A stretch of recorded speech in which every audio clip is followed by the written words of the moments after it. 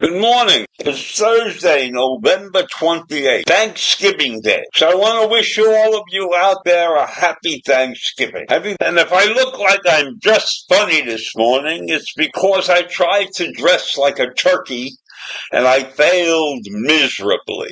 Before I start my rant, I want to tell you that there's a young lady in Alaska who delivers turkeys to people who live in places that don't have roads. And she delivers them by plane. And she's been doing that for over 3 years now. And she's trying to figure out another way to deliver more turkeys to people who are living in places where they can't possibly get to a store or whatever it is.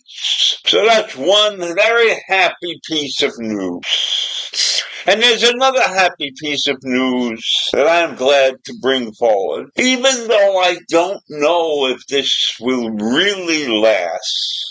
The Israeli Security Cabinet approved a truce with Lebanon. That's an amazing thing since this war with Lebanon has been going on for 16 years or so. The ceasefire between Israel and Hezbollah took effect on 4 a.m. Wednesday morning, after both sides accepted an agreement brokered by the U.S. and France. And Joe Biden was proud to make that announcement on Tuesday. Now, this accord, according to Biden, is clearing the way for the end of this conflict. A conflict that has killed thousands of people since it was started by Gaza last year. So this is designed to be a permanent cessation of hostilities.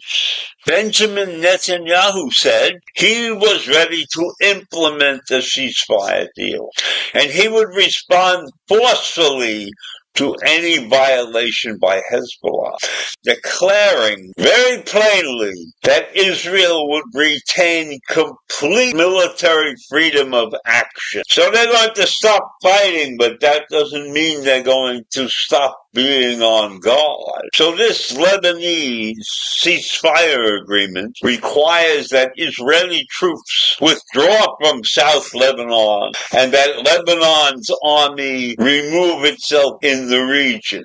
And Hezbollah would end its armed presence along the southern border of the Litani River. So they're laying out the particulars.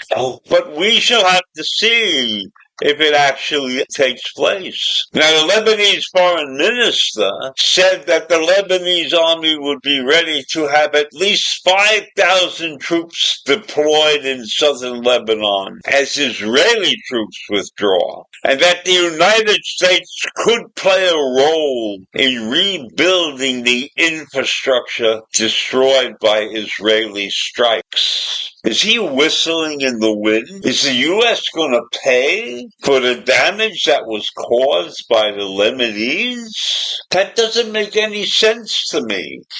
But maybe in the eyes of many, and maybe even in the eyes of U.S. officials, that gesture might amount to a reasonably long period of peace in the region. But I am skeptical about that. I am very skeptical that there will ever be a reasonable amount of peace in that region because of the hatred of the Jew. So to wait and see in my mind, and I hope that this this thing goes very well. Because it's a shame that so many people are killed over a war that could be prevented.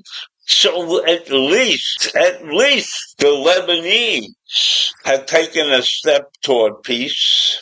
And I don't know how Hamas feels about that, or many of the anti-Israelis in other parts of that particular region feel about this truce. But when you look at the pictures of the destruction that has taken place in Lebanon, you can see that there's billions of dollars at stake. And maybe the U.S. in the back of their mind says this is an opportunity to put people to work and to have them make some money. But the destruction is immense. If you get a chance, you go out there and you look at these pictures and you see tons of damage and people wandering about looking for things. So this is a great happening in my mind, but will it really last? That's the critical issue in my mind. Can the Jew ever be safe living in that part of the world where they are surrounded on all four sides by enemies?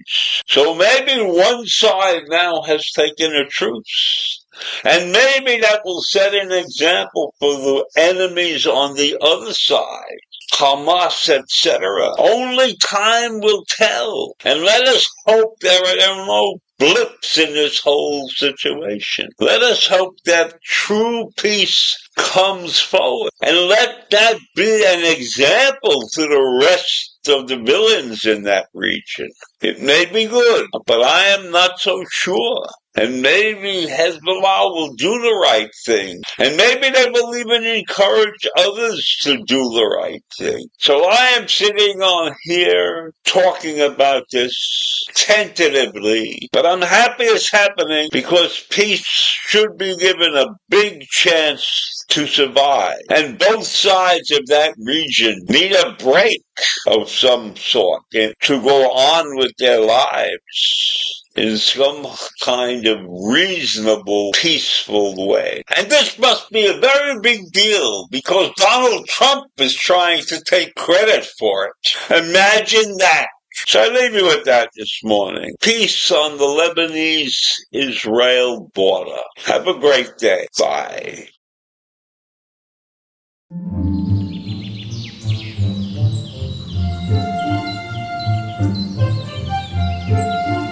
Thank